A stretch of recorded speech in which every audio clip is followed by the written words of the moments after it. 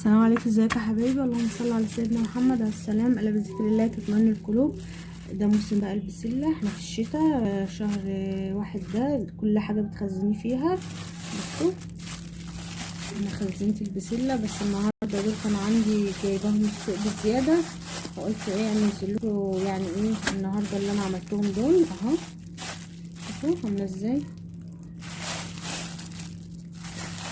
اهي. طريقة سهلة خالص وطريقة بسيطة، يلا بينا نشوفها مع بعض عملناها ازاي. طريقة بسيطة خالص هتعجبكم. يا ريت لو عجبك الفيديو بقى متنسيش تشتركي معايا. طبعا احنا بقى في الشتاء وده موسم البسلة، هنخزنها بقى مع بعض. بصوا اهي البسلة دلوقتي سعرها كويس، دي انا جايباها كده ب15 اهي.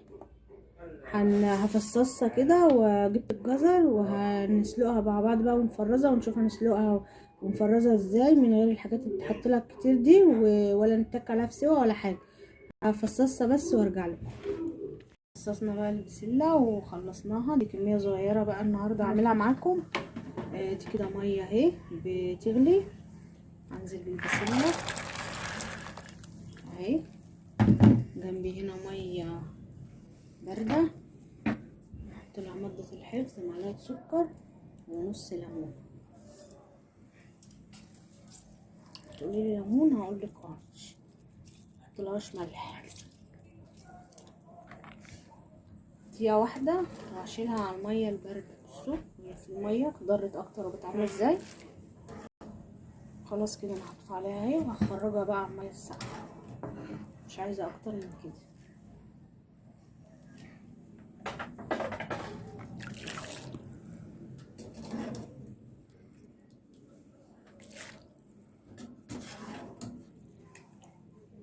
بس اقل من دقيقة كمان، ولا بقى 5 دقايق ولا الكلام ده كله، لا هي دي الطريقة دي، وبتقعد معايا على فكرة لسنين طويلة.